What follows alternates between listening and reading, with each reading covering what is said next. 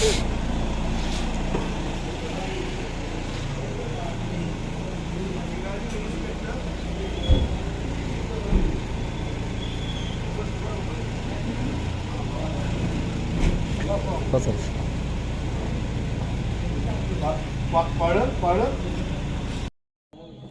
তোমরা সকালে তেমন হয়ে গেছে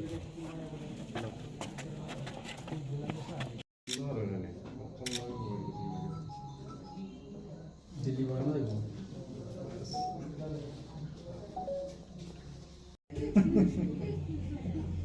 9862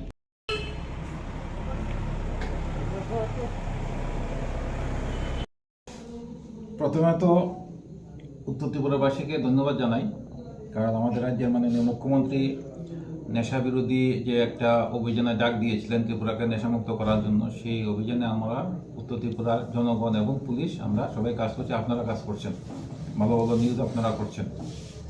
আজকেও যেটা করেছে আমার ওসি কদমতলা ইন্সপেক্টর শিবরঞ্জন দে, একটা গোপন খবরের উপর ভিত্তি করে রশিদ আহমেদ বলে পাতারকান্দির একজনকে ডিটেইন করেছে।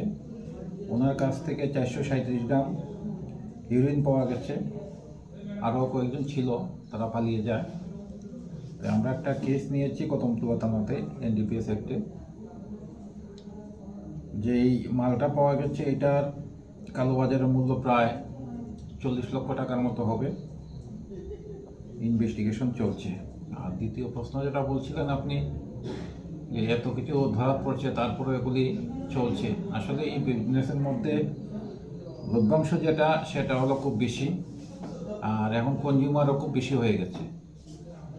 আর যেগুলি আমরা সিজ করছি সেগুলিকে ট্রান্সপোর্ট করার জন্য কোনো পরিশ্রমের দরকার নেই। যেমন কাঠের ব্যবসা যদি করতে হয়, বড় বড় মালপত্র নিয়ে যেতে হয়, এটি ছোটো ছোটো ব্যাগের মধ্যে করে নিয়ে যায়। যেমন এখানে দেখুন কত টাকার মাল আছে। তো যেহেতু একটা গোপনে সেই ব্যবসাটা করা যায়, আর কেউ যদি খায় সেও ধরার পড়ে না, তার জন্য এটা ব্যবসাটা বাড়ছে। আমরা যতই চেষ্টা করি, ওনারাও চেষ্টা করছে সেই ব্যবসা চালিয়ে যাওয়ার জন্য। ওনারা সফল হবে না। ধৃতকে কি রিমান্ড কালকে আমরা কোর্টে প্রডিউস করবো, রিমান্ডে নিয়ে আসবো। বাকি কে কে ছিল কিছুটা আমরা ইনফরমেশন পেয়েছি, তথাপি রিমান্ডে এনে বাকিটা আমরা বের করবো। ইনিশিয়ালি যেটা বলেছে যে আগরতলাতে যাওয়ার কথা ছিল, পাতারকান্দির থেকে এসেছে আগরতলাতে যাওয়ার। আটক করা হয়েছে কোথায় স্যার? এখানে যে কদমতলাতে হাপাইটিলা বলে একটা জায়গা আছে, সেখান থেকে